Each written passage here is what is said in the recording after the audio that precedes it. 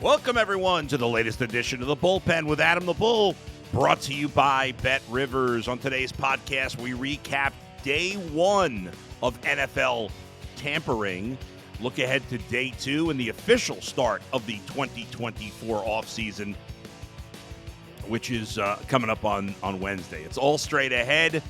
Yesterday, we put out the podcast mid-afternoon, and the Browns hadn't done anything. They hadn't lost anybody. They hadn't gained anybody. But that changed in a bunch of hours from yesterday, late afternoon through the night. We'll get into all the moves they've made and the moves, the players they lost, plus the moves they still might make. That's all coming up on this edition of the Bullpen with Adam the Bull, brought to you by Bet Rivers. You're watching Adam the Bull on the Bet Rivers Network. So we begin at linebacker. That was the most active position and the only position where the Browns added a player from outside the team. In fact, a lot of change to the Browns linebacking core. Two mainstays the last few years, Anthony Walker and Sione Takitaki, are now gone. Both of those guys became free agents last winter. Both of those guys re-signed with the Browns on one-year deals, and both of those guys have now left the Browns, I believe, on two-year deals for both of them. Takitaki definitely got a two-year deal. I can't remember if Anthony Walker's deal with Miami is 1 or 2 years, but he goes to Miami, as I said. Takitaki goes to New England. Not a surprise that they lost one. I'm a little bit surprised they lost both. In the end, neither guy got a ton of money, so clearly neither was a major priority. The Browns felt that around JOK, who had a breakout year last season, that they wanted to get better at the position, and they certainly have. The Browns yesterday agreeing to terms with veteran linebacker Jordan Hicks. Now, Hicks is a guy who's old, right? I think he's going to turn 32 before the season starts. I'll double-check the exact age, but I'm pretty sure he's going to be 32. But he has been highly productive and often healthy for the teams he's played for. He will turn 32 in June, so he'll be 32 before the season. But the guy's been an extremely productive player, and mostly he's been healthy. Didn't miss 4 games this past season in his second year in Minnesota. Played 13 out of 17 games. So he started. He has every game he's played in his NFL career, except for 3 in his rookie year in 2015. He's been a starter. So last year he missed 4 games due to injury. I think nothing major. I want to say it was an elbow, something with his arm. In the 13 games, though, he had 107 tackles. He was third on the team in tackles, despite missing 4 games on the season. He had an interception, 5 passes defended, 2 fumble recoveries, 1 that he brought back for a touchdown, only 1 sack. I mean, he's a typical inside linebacker, middle linebacker he's been earlier in his career. He's not going to get a ton of sacks, only has 14 and a half in, I believe, 9 seasons in the league, 8 or 9 seasons. But he's been a very productive tackler, especially since he's been able to stay healthy. He started his career in Philadelphia, missed some time. 2 out of his first 3 years, he missed a lot of time. But then he went to Arizona in 2019, and his 3 years in Arizona, he never missed a game. 2019, 2020, 2021. Played all 51, started all 51 games, played all 51 games for the Cardinals over 3 years. And then in 2022 with Minnesota, again, he played an entire season, 17 games, before missing 4 last year. So if you go back the last 5 seasons, his age 27 to 31 seasons, he's missed a total of 4 games, and last year was his low in terms of tackles in the last 5 years with 107. And really, he was on even a better pace than his first year in Arizona. He had 150 tackles. That was his best. But he probably, had he stayed completely healthy last year, would have had the second most tackles of his career. He only needed 23 more tackles in the final, in the 4 games he missed. So the guy's been a highly productive player. If you look statistically, he's been productive. If you look analytically, he's been productive. Now, obviously, a guy going into his age 32 season, it's a concern, especially because he did miss some time this past year. But the fact that he had not missed a game for 4 years before last season, and that last season's injury was not overly serious, you kind of like the move. I think this is an upgrade. Not like Anthony Walker was that young. Certainly he's older, but he's a better player than both the guys they've lost. They're going to need to make another addition or two to the linebacking core, but I think that will be done back-end free agency and more likely through the draft or, minimum signed free agency. He's played 4 games in the playoffs, by the way, including 2 years ago with Minnesota when they had that disappointing loss to the Giants.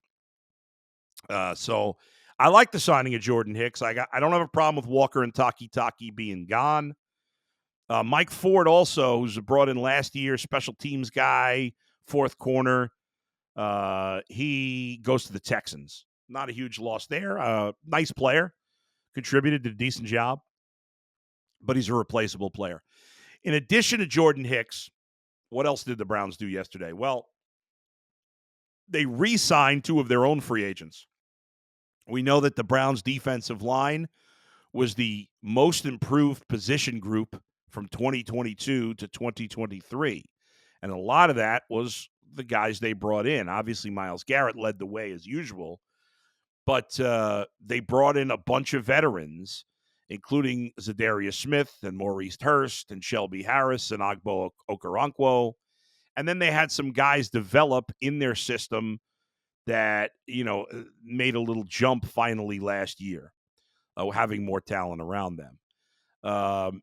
But 4 of those veteran guys, a number of the veterans, 3 defensive tackles, all the veteran guys they brought in last year, except for Okoronkwo, I believe, were free agents. They were all 1-year contracts, including Za'Darius Smith. Well, yesterday, the Browns signed Za'Darius Smith to an extension, or a new contract, I should say. Not really an extension because he was technically a free agent.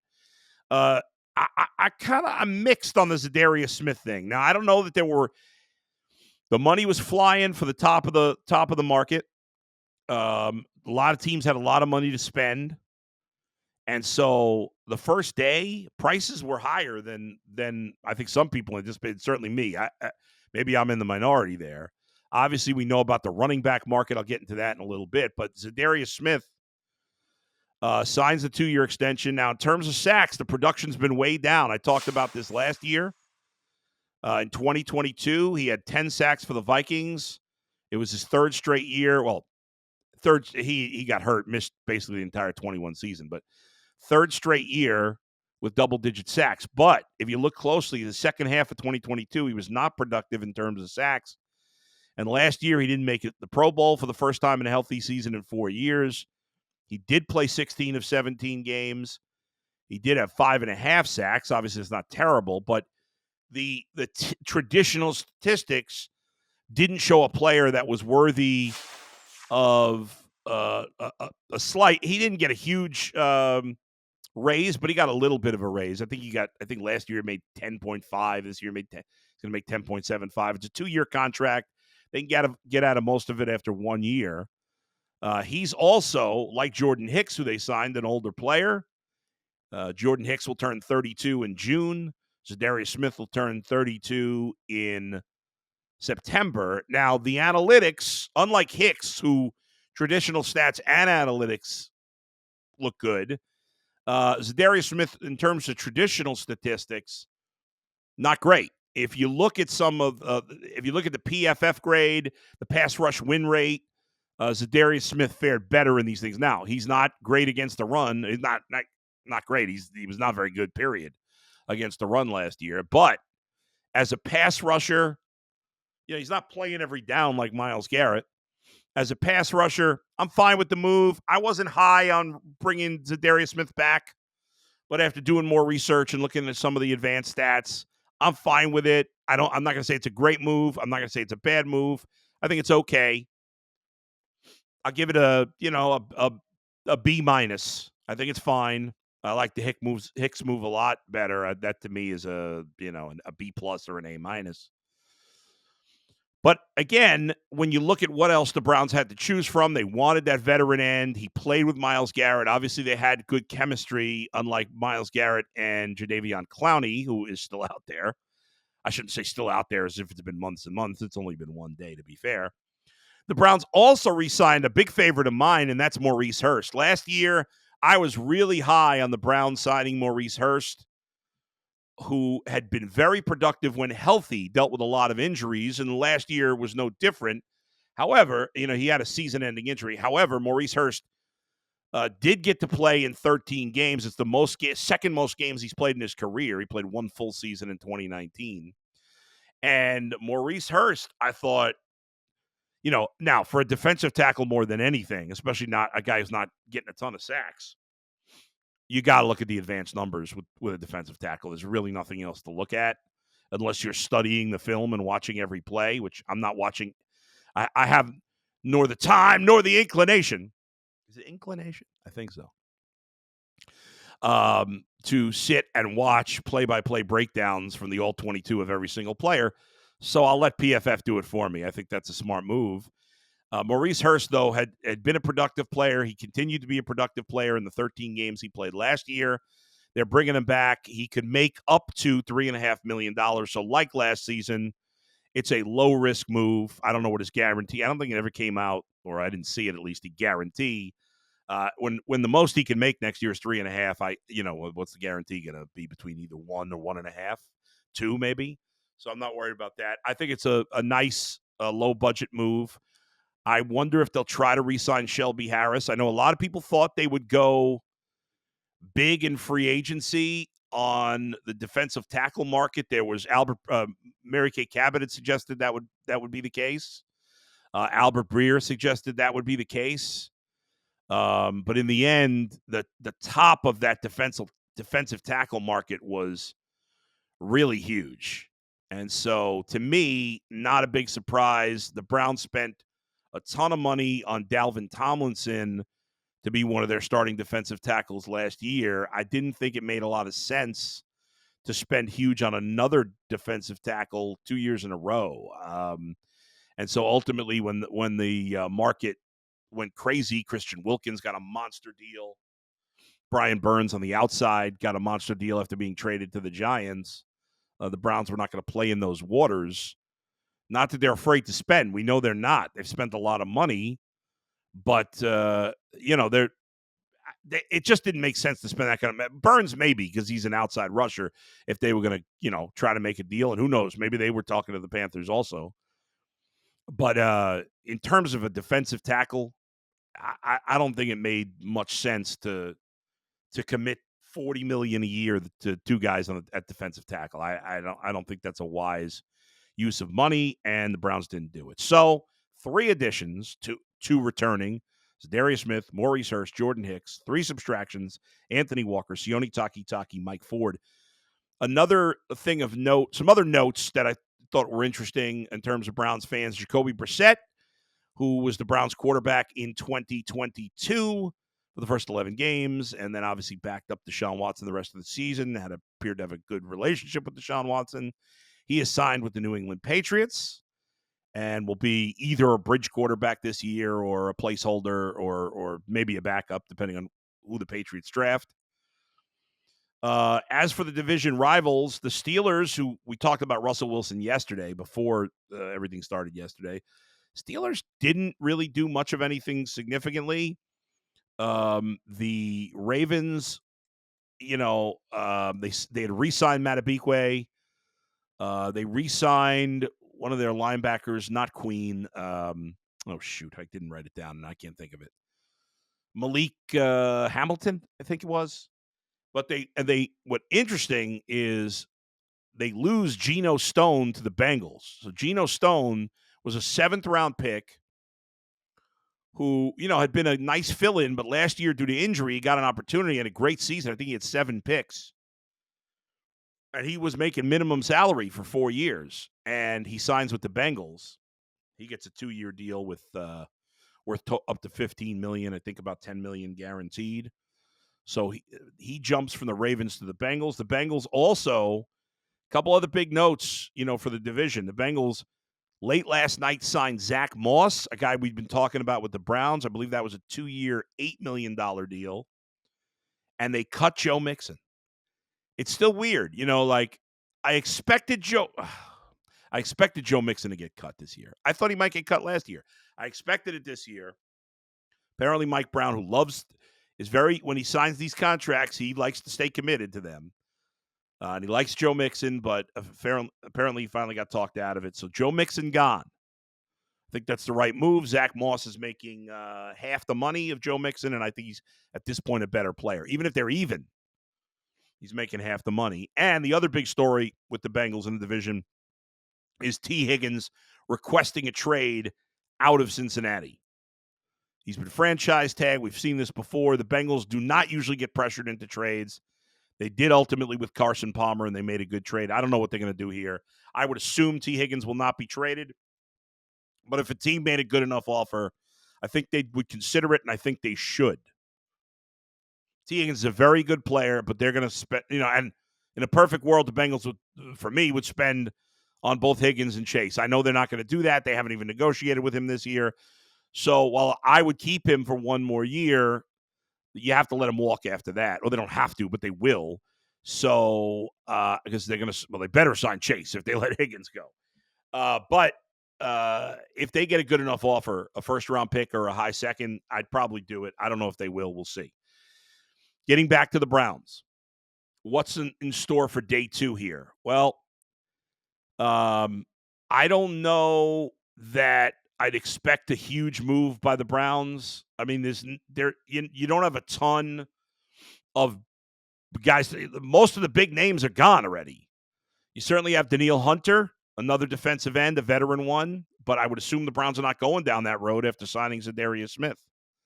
You have Derrick Henry out there, another big name, and Joe Mixon. Listen, we've talked about the Browns adding a veteran running back. I've liked the idea of that. Most of the guys we've talked about are off the board. I can't imagine they'd sign Derrick Henry or Joe Mixon. I like the idea of Aaron Jones for a year. I think it probably won't happen, but I do like the idea of Aaron Jones with Nick Chubb as a partnership. 2 other lower-cost options in terms of veterans, A.J. Dillon and former Buckeye J.K. Dobbins. The guy has not been able to stay healthy, so he's probably not the right call, but you could probably get him for almost nothing. But I don't think we need to panic about running back. Yes, I would like to see the Browns have somebody better than Jerome Ford as their second back. It's possible you can get that in the draft. That might be something they address. But I think there are some lower-tier running backs in free agency that could be of interest. I think a defensive tackle is another position that we could see the Browns do something. I mentioned yesterday on UCSS that maybe the Browns would get it, and on the podcast, that maybe the Browns would get in the mix for DJ Reader. DJ Reader's been a very good run-stuffing defensive tackle. I know the defensive tackle they already have, Dalvin Tomlinson, is a similar type of guy, but Reader's really good. He's coming off a bad injury, though. He knows the division. He could be somebody to keep an eye on. I don't know what his money is, but he's probably the best, at this point, the best defensive tackle left on the board. And one final thing when it comes to the Browns. So we've talked a lot about backup quarterback, both here on the podcast and on UCSS, right? With Jacoby Brissett now gone, I mentioned that earlier. Jacoby goes to the Patriots. There'd been a lot of, Mary Kay had been speculating that this would open the door for Joe Flacco to come back. There's been a lot of speculation there. You know that Joe Flacco would still like to start. There are a couple of places I know, well, you got Brissett may start in New England. The Raiders signed, what's his name? Oh, my gosh. The guy who was the Colts quarterback last year, Gardner Minshew. And so who knows? Sam Darnold goes to Minnesota after they lose Kirk Cousins. The Broncos still need a quarterback. So maybe, I don't know, Joe Flacco going there for a chance to start. Who knows? I don't know if he's going to have a chance to start. But a report surfaced last night from Ben Violin. I don't know how you pronounce his last name. I apologize, Ben. He suggested the Browns are interested in Jameis Winston, famous Jameis, to be their backup. Now, my first reaction was, Jameis and Deshaun in the same locker room? I don't know. I was a little hesitant about that. And as I dove in and looked into, who's paid much attention to Jameis the last few years, he's been a backup. since Tom Brady went to Tampa. And I was reading more about Jameis, and it seems that since his time in Florida State, where there was some controversy at the end of his time there and early with Tampa, that he's really matured and is a much different guy, and in fact has become a great locker room and teammate guy. And so after my initial reaction being, the more I thought about it, at the right price, of course, Jameis Winston, I still think there's talent there. If you want to have a quarterback that can help you get by a couple of weeks, I think Jameis is probably as good as it gets as a backup. So after my initial bad reaction, I'm kind of on board with the possibility of signing Jameis to be in the backup quarterback. All right, thanks as always for joining me. Thanks for watching. Thanks for listening. Please hit the subscribe button. Please give the thumbs up. It means so much. Thanks to Brian Monzo for producing. We'll talk to you next time. Where else but right here in the Bullpen with Adam the Bull, brought to you by Bet Rivers. See ya.